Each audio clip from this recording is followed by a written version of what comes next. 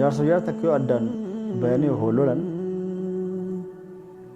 jaarsis yo katabara fuudha jaartille yo kabratti yerumti yeroo akkana kana ilmaantu midhama an jaartiin an qabu akka gabbaatee dhiirbaatti osoo an jiru heerumtu hin barbaadu ilmaanti yaa qabatti ilmaanti yaa wajji deemte namichi Yooyaa nagaan isiniif haa ta'u akkam jirtanii kabajamtoota fi hordoftoota koo an nagaan qaba galata rabbii egaa kabajamtoota hordoftoota koo har'a viidiyoo Saidoo ilaalaa jira jechuudha. Akka carraa ta'ee baay'ee tokko biizii ta'eetiin jira dadhabeen jirarree jechuudha garuu immoo chaanaalli koollee baay'ee na jalaa dadhabaa jira irratti hojjetaa hin jiru yeroo dhabee jechuudha baay'ee tokko biizii ta'eetiin jira. Garuu viidiyoo Saidoo illee hordofee kan Sumayyaan kaleessa galakkistinatti fakkaata viidiyoo ishiillee ganama laaleetiin ture garuu yeroo dhabe jechuudha irratti hojjechuudhaaf yeroo arganne baay'ee tokko biizii ta'eetiin jira akkuma haala darbee isinitti himi jechuudha yeroo arganne asii fachi fiigaa jira mana baankitti jechuudha baay'ee tokko kana dheesinitti himuu hin danda'u.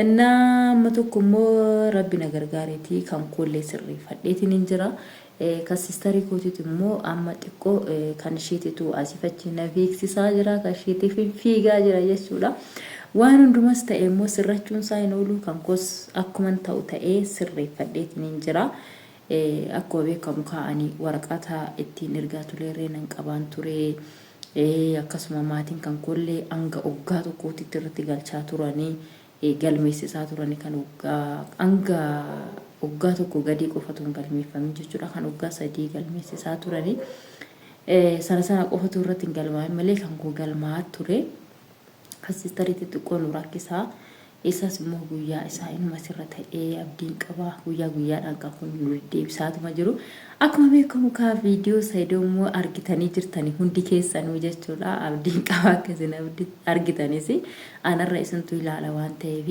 anuma akka carraa YouTube irra seenee jennaan viidiyoo isaanii arge kan Sumayyaatis argeetiin jira akka samuuna kana immoo Saidoo nama biraa faana hojjetellee argeetiin jira jechuudha hunduma isaa yeroo dhabee tanaan asifachi waan fiiguuf jechuudha sa'aatiidhuma takka boqonnaadhuma argataan jiru dhugaa rabbi namni amma biyya ormaati gara biyya abbaa ofiitti yoo dhufu boqachuudhaaf fi akkasuma wantoota tokko sirreeffachuudhaaf dhufa ani garuu dadhabbiidhumatti dhufe isa dhugaa dubbachuudhaaf jechuudha surmaayyuu kan asiititu natti caalle kan duraanitirra kana asiititu natti caalle dadhabbiin isa dhugaa jechuudha in argitanii kun chaanaala koraa chirlattuu hojii hojjetaa jiru haadha cabsaati irrattis ta'ee xiggee irrattis ta'ee hojjetaa kan jirre argaa jirtu jechuudha niitoorkii dhabee miti niitoorkii nan qaba garuu yeroo dhabee jechuudha isa dhugaa rabbiin kan na arguudha guyyaa achi noolaa achi immoo deebi'ee raawwadhee hojii mana keessatu jira daa'imatu jira hin beektanii mucaa kan koosiniin barsiisee dheeraa fi baroota qaba waan ta'eef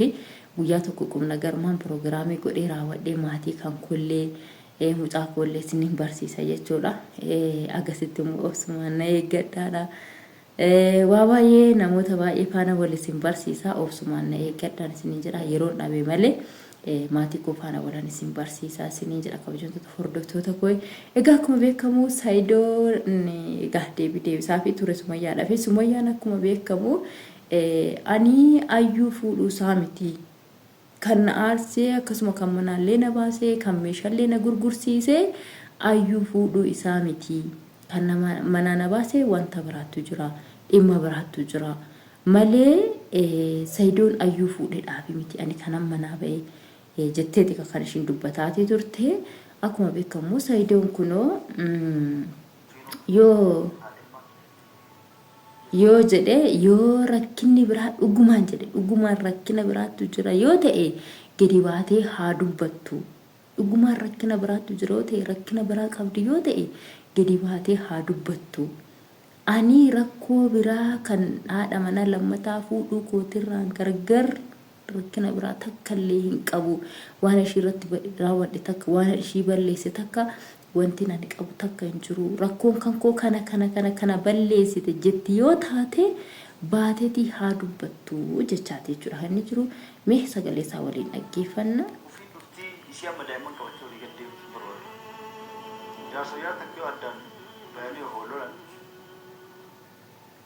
jaarsi yoo katabara fuudha jaartillee kabiraatti yeroo akkanaa kana ilmaantu midhama Anjaartiin akka bakka gabbaatee dirbaatti osoo hin jiru heerumtu hin barbaadu. Ilmaan tiyya qabatte. Ilmaan tiyyaa wajji deemte. Namichi sun hin dhalchine. Hagam takka ilmaan akka jibbuun beekama.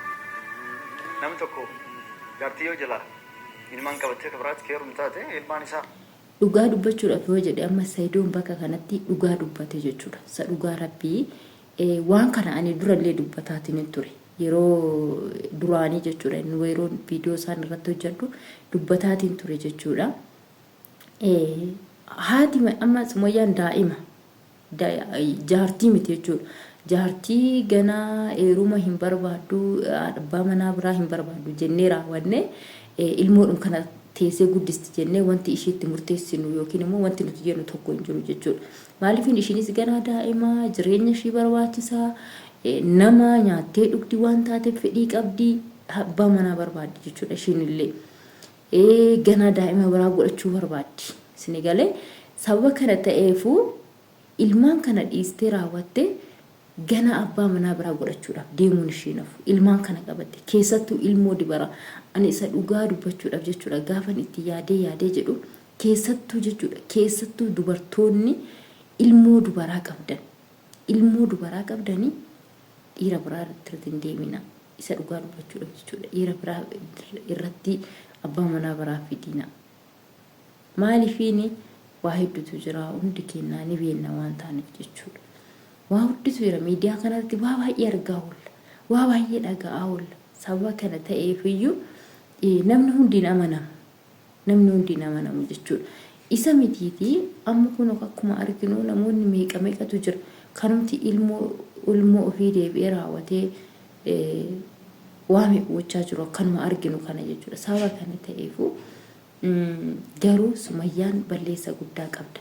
Rakkina qabda taana kunoo inniyyuu ani rakkoo biraa hin qabu rakkoo biraa wanti ishiin irraa qabdu tokko hin jiru fuudhuu kootiin alatti wanti ani ishii miidhe tokko wanti isiin na himatu tokko hin jiru rakkina biraan qaba yoo jette immoo baatee haa dubbattu naa himattu namni beektanillee yoo jiraattanii dubbadhaadha rakkoo kana Saidoon dhuguma rakkina kana Sumayyaa balleesse namni jettan yoo jiraattanii baatii dubbadhaa himadhaa inni jechaa jiru jechuudha.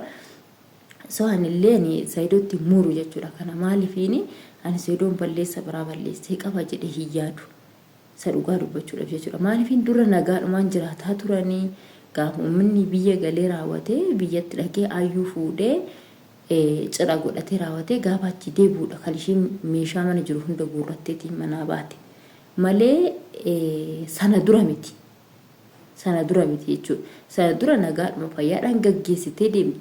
Gaafa inni achitti illee mo'achuma jiraatee arga cidhuma ayyuu faana godhatanii maal jedhanii qumna garumaa viidiyoo hojjettee raawwatee itti deddeebistee isa waliin haasa'aa turte.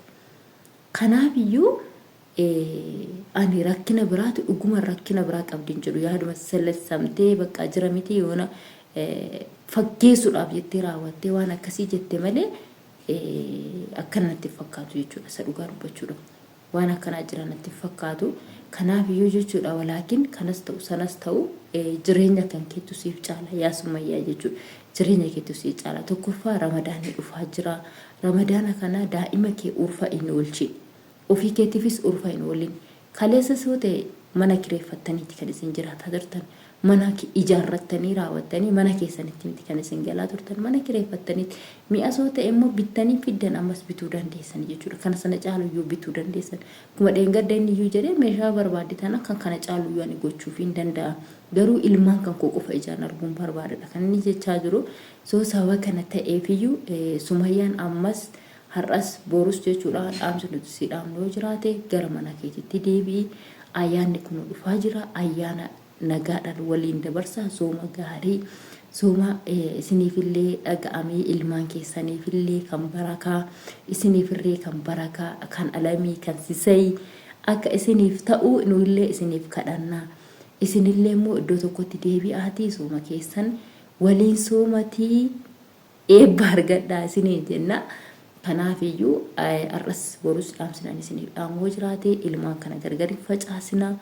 Qilleessa jidduu keessan hin galchina aga kanayyuu qilleessa jidduu of galchitanii raawwattanii waa meeqa keessa seenuu keessan dogoggora guddaadha iddoo tokkotti walitti deebi'a ilmaan keessan gargari facaasina ani kan isin jedhu kana qofadha. Namoonni haaraan akka carraa gara chaanaala kanaa dhuftan subscribe gochuudhaan maatii kiyya ta'a. Namoonni immoo maatii koo taatanii jirtan like share gochuun na jajjabeessa. Kana hundumaa waan godhaniif guddaa takka galatuuma isinirraa baduu gootiif immoo warri maamila kaatii dhiifama naa godhaa rakkoodhuma na qabatee nan dhufaa.